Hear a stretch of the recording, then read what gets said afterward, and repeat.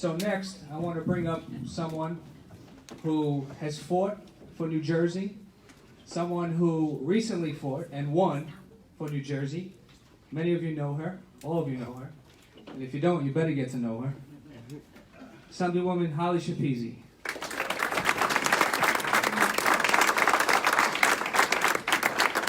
Good evening. It's my honor and pleasure to be here tonight. Just 1 week ago, Ghassali is our headquarters for a hard-fought race for the New Jersey legislature, and Mike was one of our most ardent supporters, an incredible ally, an incredible fighter for Republican values in New Jersey. He is the essence of the American dream. He is what my family was 2 generations ago.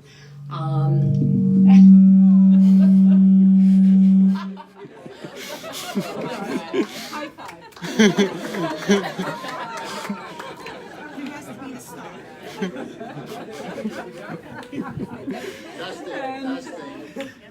And he's an awesome little guy because he learns to very early on to keep politicians' speeches short. So I am here to just welcome everybody. Mike will make an incredible congressman. He is somebody who understands the values of hard work. He is somebody who understands immigration and doing it the right way. He is somebody who understands why we need to keep our borders secure.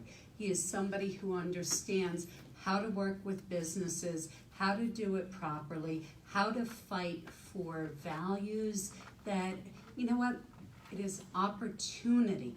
That is what the American dream is about. Opportunity through education. I stand before you as the first female in my entire extended family ever to go to college. And we were the ditch diggers. We were the people who were out there working day and night, who came to this country for a better purpose, for our families to be able to advance, and we have.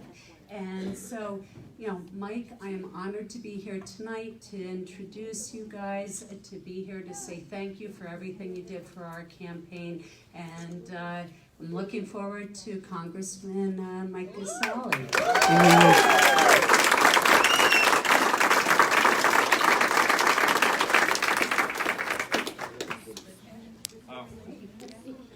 Well, thank you, Assemblywoman Schepisi. Before I start, we have some friends that came in from far away. Just want to introduce them.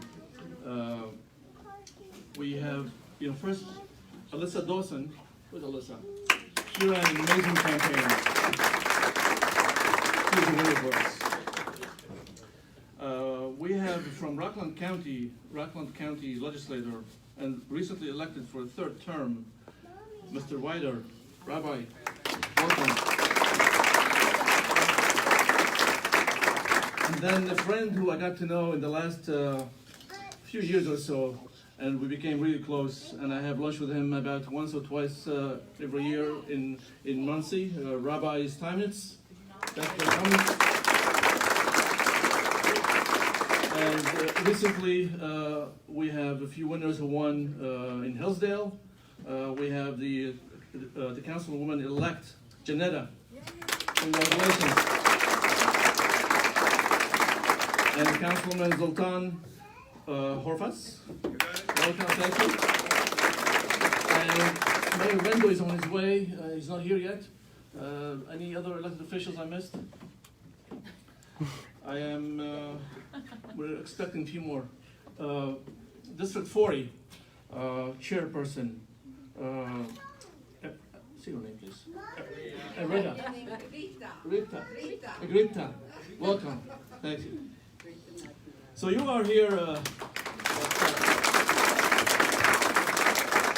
So you are the last exit of the Parkway. So you actually made it all the way to North Jersey. Next is New York. So that's a progress for us. Welcome to the Bergen County headquarters. This is going to be our headquarters for the next year or so, and then after that, it will be one of our district offices, hopefully. And I want to also introduce our first-class campaign staff. The campaign manager, Rich Castaldo.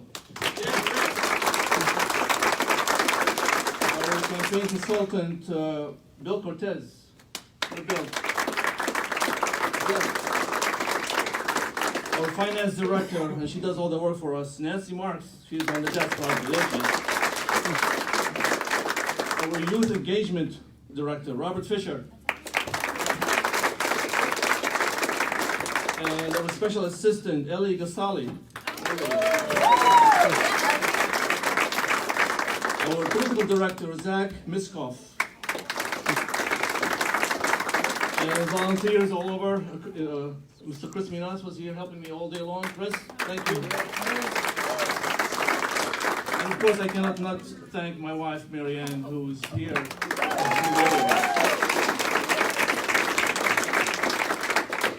So my friends, we have a special guest that's coming after me. So we'll go through some remarks, and then we have a really special treat for you. We live in a country where there's an opportunity to prosper, to follow your passion, your hopes and dreams, and they can go as high as you want them to be. On July 1st of this year, in Paramus, I raised my hand and I said I will commit to run a strong campaign to take back CD5 seat and to work with the President Trump, to secure our borders, keep us as a sovereign nation, to improve our quality of life so that our children can enjoy the same opportunities that we have. Schools that work, water that's clean and safe, the healthcare that is of quality healthcare, trains that come and go on time, to spearhead the effort to complete the Gateway Tunnel once and for all. So let me speak plainly and simply for a minute. I know I may sound a little different. I may look different than the rest of the candidates, and that's probably a good thing if you know what they look like. But here I am. America opened its arms to me and allowed me to achieve my dreams well beyond what I could ever have imagined. As a boy that came from Syria, a war-torn nation where there is no free speech and no freedom of expression, where you may be thrown in prison for just looking at the picture of the president the wrong way. And I have some friends from Syria here who've seen this before me, where you have to wait for hours on the bread line every day, and they tell you come back the next day because we ran out. Where people vanish for absolutely no reason, and they're just gone. Through these darkest moments, it was America that gave us hope, the way we would be able to live in peace and prosperity. I know what's it like to live under tyrannical rule, and it's not pretty. America is under attack, my friend. Our Constitution must be defended. Our way of life must be defended. We must do all that we can to keep socialism out of our country and keep Americans' dream alive. And that is, keep the American dream alive.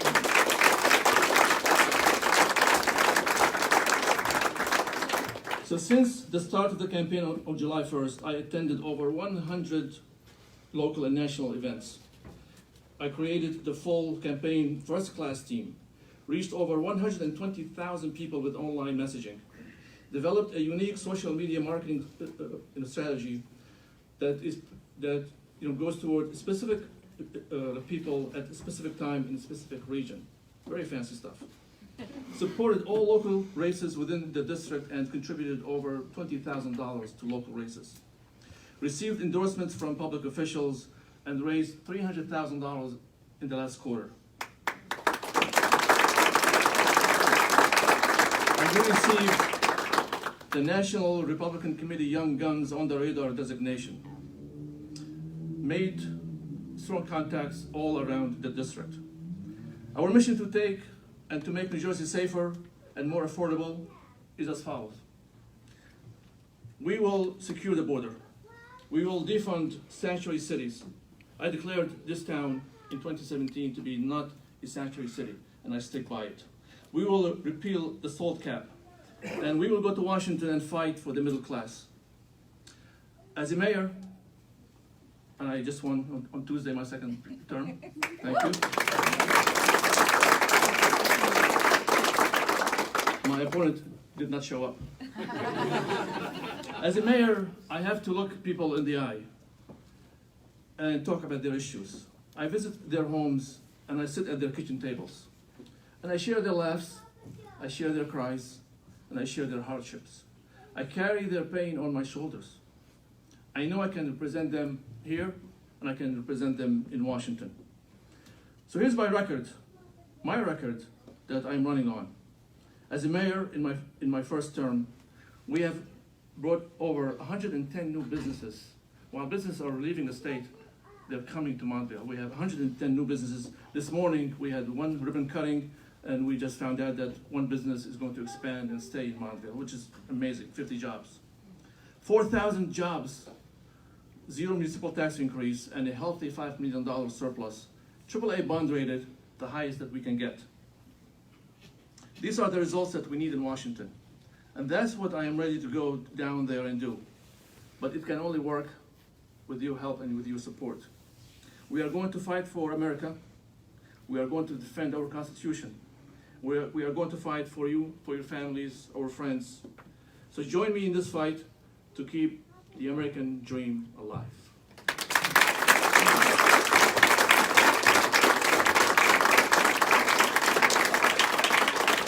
So today, like I said, we have a special guest. We are honored to have with us a true American patriot. I've read about him a lot. He is a career public servant with over 19 years of service as a police officer, as a Navy SEAL, a federal air marshal, private security contractor, FBI special agent, news contributor, radio host, and author. Did I miss anything? Is there more? Get bored easy. Ladies and gentlemen, please welcome Navy SEAL Special Agent Mr. Jonathan T. Gilliam.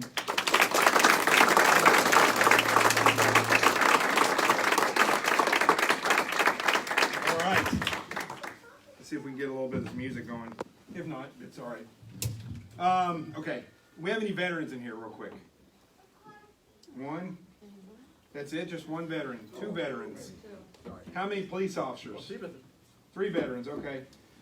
Would you guys do me a favor, because we're going to teach everybody a little something here. If I could get you all to come up here real quick. All right? Come on up here, don't be shy. I mean, if you're a veteran or a police officer, come up here real quick. All right, that's it. That's the exact song we need. All right, nice to meet you. You got it. Nice to meet you. You got it. Yes, sir. How you doing, buddy? How you doing, brother?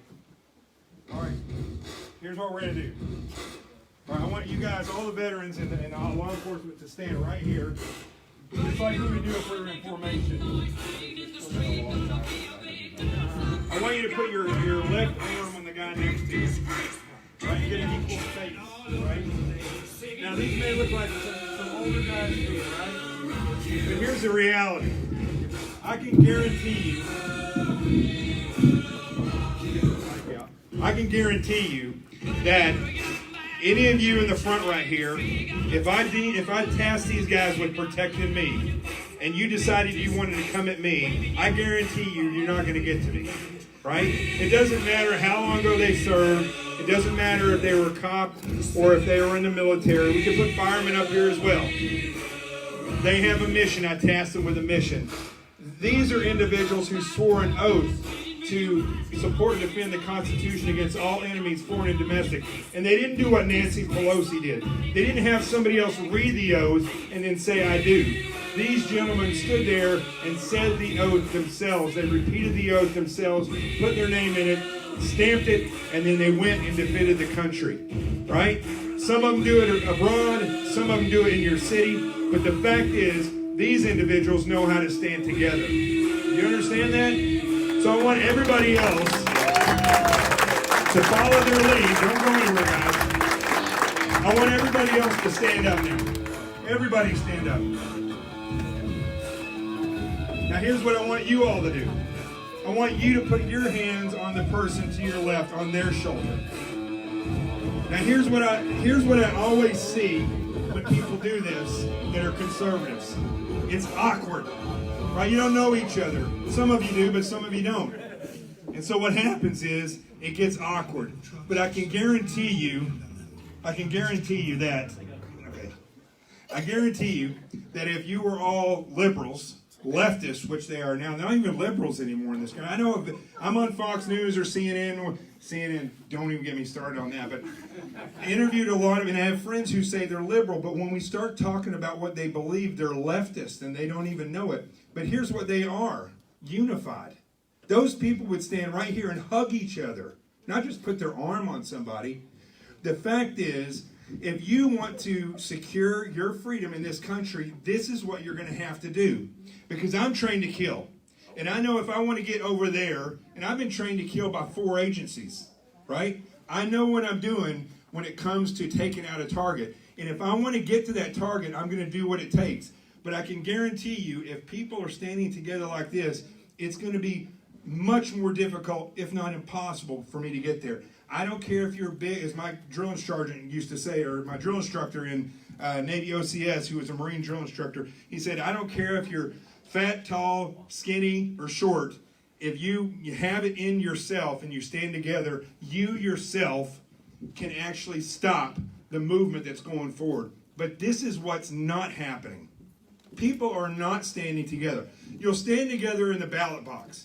But are you willing to leave here and then go out and stand together at dinner somewhere, and maybe you're at a diner or something, and somebody starts harassing somebody that has a Trump 2020 hat on, and then you just sit there and say, oh, this is embarrassing. No, you should stand with that person. Don't let it happen. This is what I'm talking about. It's not just the ballot box anymore. That was a thing. Now you have to literally stand together to defend your freedom. And I'm going to tell you, you can put your arms down, you can have a seat now. Thank you, gentlemen, very much for standing. You know, standing together takes effort. That's why I prolong that like I do. Because I want you to feel the burn. I want you to realize that it is not easy street when you stand together. Sometimes you have to do things that are not comfortable. Let me just tell you something that I know when I bring this up in some groups, it kind of rubs people the wrong way. But I want you to realize this, and you should realize this, even in the Republican Party. The RNC and the DNC, the Democratic National Committees and the Republican National Committees, are private companies.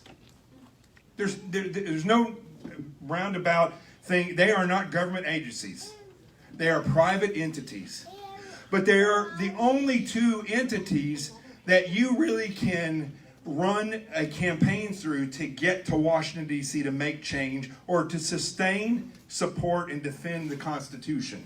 And there's only one party anymore. I majored in political science and have another degree in psychology.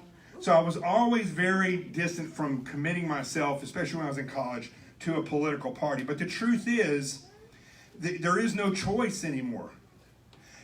When I talk to people around this country that are conservative, that consider themselves constitutionalists, they have no other choice.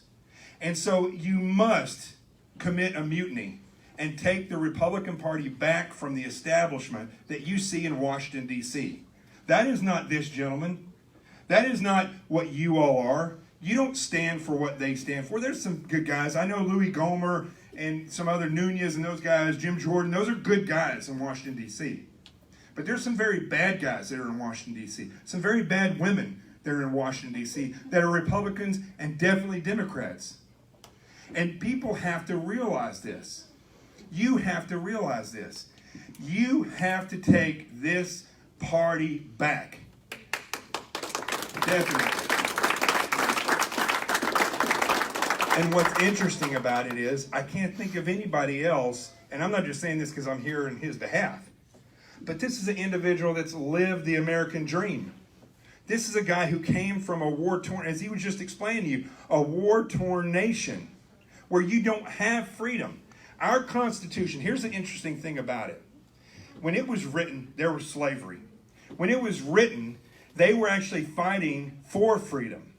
And these are individuals that knew what they were talking about when they wrote it. They knew what they were putting down there. If it hadn't been crafted the way it was, slavery would still exist in the United States. Because those individuals, some of them slave owners, wrote that Constitution the way they did, it allowed a series of events to occur throughout history so that slavery could go away, so that women could be equal, so that all mankind in this country at least could be equal. And so somebody could come from a war-torn, dictator-led country and become an American citizen and actually be a mayor. It's amazing. I mean, running for Congress is one thing, but a mayor actually reaches out and actually sits and touches people. And I really hope that you continue that when you go to Congress, that you don't just do what these other individuals do, where they never come back and sit with their constituents. But this is what the American dream is all about. But the American dream is not possible without you. Because ultimately, it's not Mike, it's not myself, it's not Donald Trump who is going to keep this country great or bring it back to the status quo that it was. The fact is, it's you. And we are not a collective thinking body like the left. We are a collection of free thinkers. And you have to realize that. Freedom comes with a consequence. It's the benefit of freedom, that's comfort, but it's also the consequence, because comfort becomes a cancer.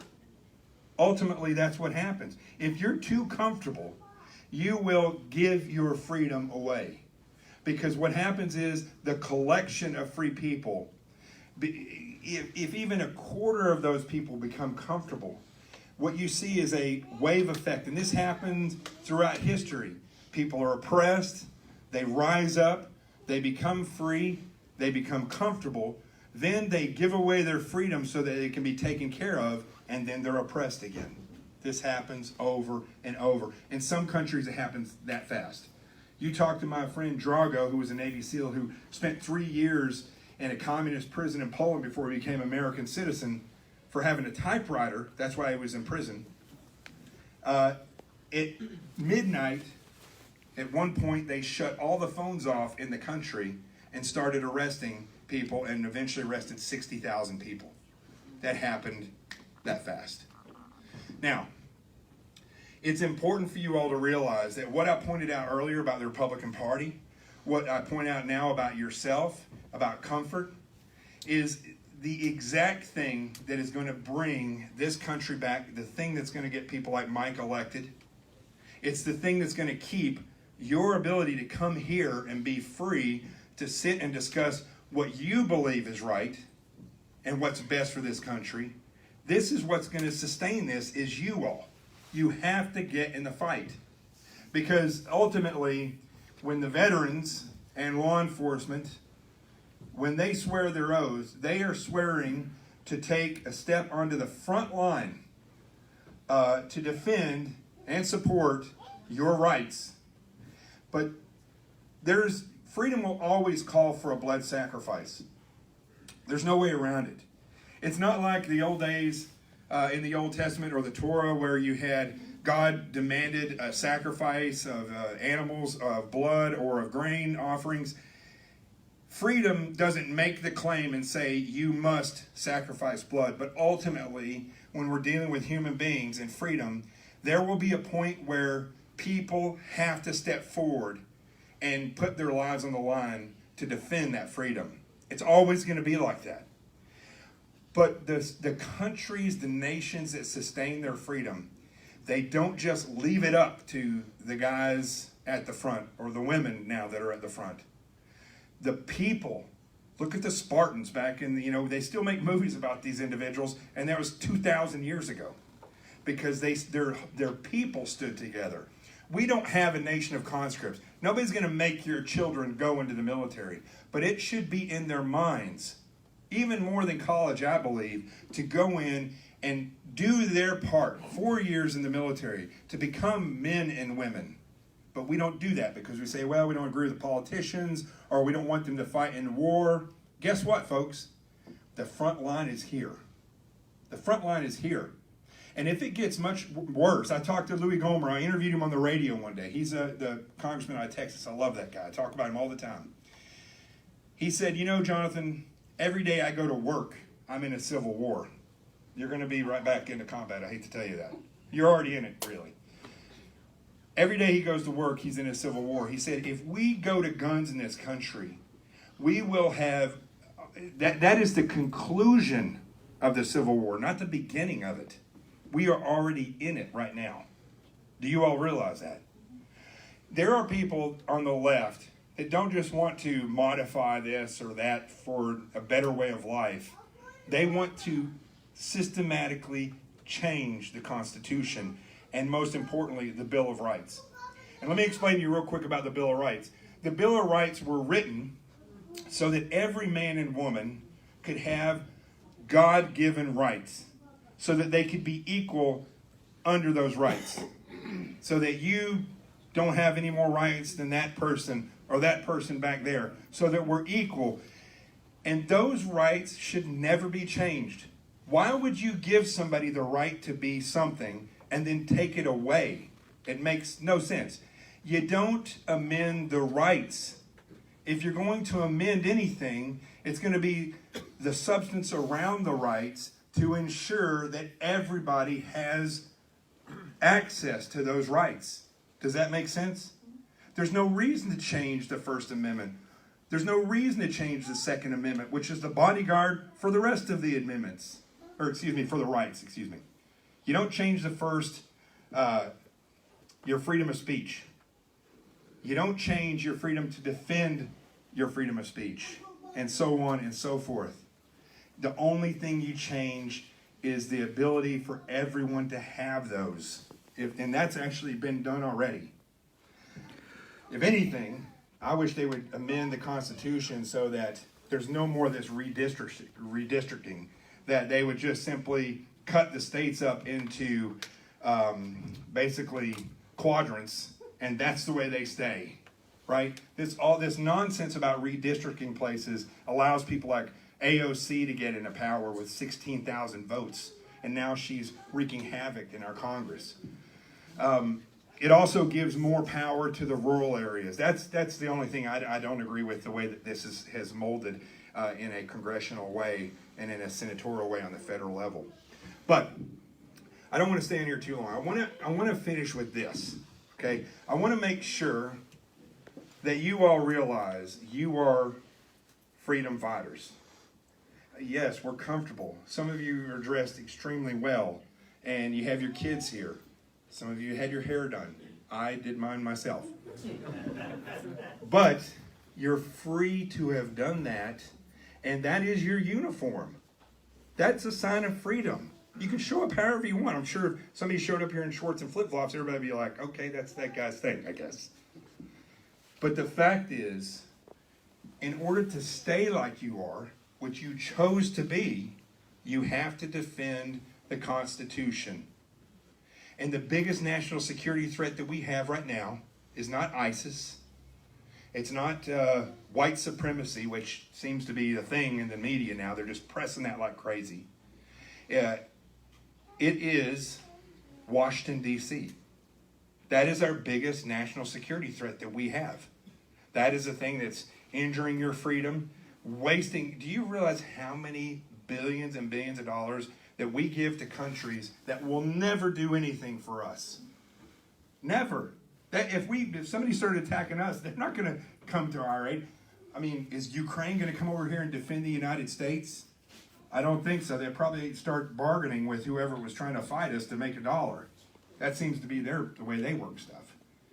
When did Ukraine, you ever noticed in the media, it's like first it was Russia, now it's Ukraine. Is it going to be Hawaii next? I mean, they just pick something and they focus on it. CNN, when I used to be on there, I remember the plane disappeared. I think there was Taiwan. Was that Taiwanese plane? I can't remember exactly which one. Malaysian plane, that's what it was. Disappeared. I was on for 3 weeks, every single day, because of that plane. They got fixated on that thing, and other stories are happening. And it's the same thing with this. They fixated on Russia, Ukraine, so on and so forth. But you all have to realize that If the founding fathers were standing here right now, how would they be looking at you? Would they be looking at you with proud eyes saying, these people have done the bidding that the Constitution requires, that we put into motion? I don't think so. I'm not coming down on you all individually, but as a collective, the United States citizenry has failed. And those founding fathers would be sitting there looking at you saying, we gave you the vessel of freedom that God provided, and it is now at risk of dying with you. And then imagine if all those who have given their lives in battle for freedom, all those who have served and then passed, were all squeezed in this room somehow. Have anybody ever driven by a national cemetery? It's pretty daunting when you look at that. Imagine all those individuals surrounding this building. They would be looking at you with confused eyes. And they'd be saying, we gave our lives for you. We went out and swore an oath to support your freedom and defend your freedom. For what? That freedom is now at risk of dying with you. And lastly, I want you to think, if with those two groups of people, if all those who had been enslaved, not only in the United States, but in the world, were standing here as well, they would be looking at you right now with sad eyes, saying, our legacy and what we suffered is now at risk of dying with you, because the vessel of freedom that took people out of slavery, that exact vessel is now at risk of dying with you. And all of those people would cheer you if you stood together from this point forward and shared this message with other people so that they would also stand together. This may sound like some kind of skit, what I'm saying up here, but I've been all over this country. And I've been in New York City for 15 years. I'm originally from Arkansas. And I'm telling you right now, this country has changed. This country has slid to the edge of a cliff. And I'm not sure if we're going to get back. I'm not going to sit here and sugarcoat it like other people will. The fact is, you go around this country, the majority of people live in cities, and the majority of cities have slid so far left they'll never come back. You all need to realize this and realize that you're in for the fight. It may not be you. It may be you. It may be your kids. It may be your grandkids. But eventually, it's going to come to a head. And we are going to have to deal with this. And I personally would rather stand with you all right now, stand with Mike right now, and face this enemy from a tactical perspective. Now is the time, not when they have us surrounded. Because right now they don't. They just have us up against the wall. So it's up to us now to take this message and go forward, because, you know, you all look so nice showing up here tonight, but that freedom will eventually be taken away from you. You will dress like they want. You will say what they want. You won't say what they don't want you to say. Your tax monies will go to them. I had talked to somebody tonight who said, you know, I got a bonus at work. She said 40% of that bonus was taken in taxes. And of those taxes, how much of that money went to Ukraine or went to any of these other countries that don't do anything for us? Think about that. That's 40%. When I was in the FBI, I made $110,000 a year my last year. You know how much I brought home? About $56,000. You go live in Manhattan off of $56,000. It's like going back to college, except I had less money in my pocket.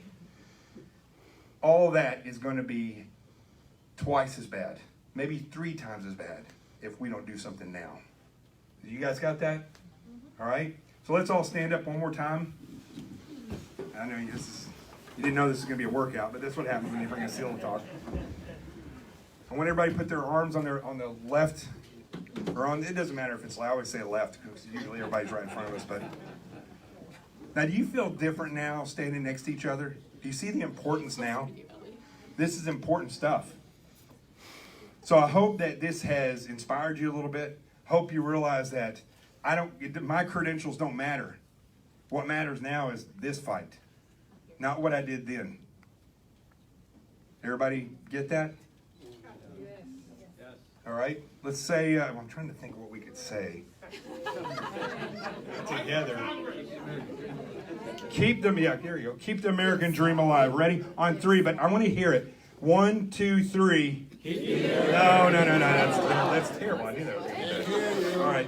Why does it always do this? Why do I always take like 3 tries? I want to hear you guys stand together and say, we are going to keep the American dream alive. 1, 2, 3. We are going to keep the American dream alive. I'm counting on you. All right. I'm going to be signing books out here. I always forget to mention this. I'm going to be signing books out here. If you're interested, this book right here, Sheep No More, The Art of Awareness and Attack Survival. Sean Hannity wrote the foreword for it. And the money that I get from these goes to help me do these speeches. And hopefully this book will help you be safer. And remember, wherever you see my face or hear my voice, which I'll be hosting David Webb's show next Tuesday, remember the truth has arrived. There you go.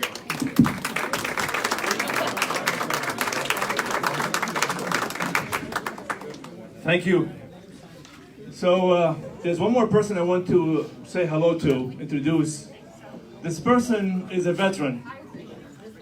He fought in Vietnam, and he came back from Vietnam, and no one knew that he was even here.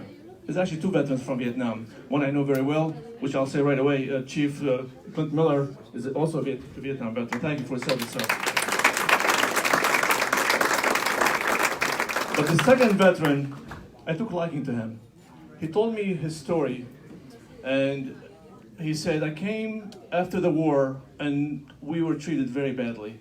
For 50 years, no one recognized me. The people who went to Vietnam and came back, they actually died. They're alive, but they died because no one saw them. So this person told me stories, and I decided to issue a proclamation to him from the town and recognize a day for him. And I want you to make him feel really, really, really, really welcome. Ron Devlin. Stand up, Ron. Thank you for your service, Ron.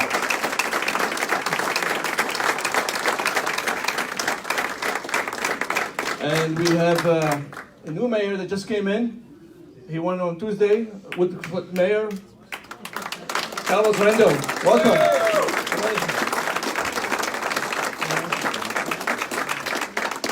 Okay, enjoy the night. We're here. Thank you so much for coming. And we'll be here. There's some pictures. If you take some pictures, take his book. I read his book, 2 chapters so far. Amazing book. He didn't tell you all the stories that he told us before, but he has amazing stories from his days as a Navy SEAL, FBI agent. Amazing stories. I thank you so much. I am counting on your support. I'm going to go to Congress. One way or the other, I'm going to go to Congress. Next November, we'll be winning, and then we'll all go to Washington for the swearing in. Okay? Good enough. Thank you very much.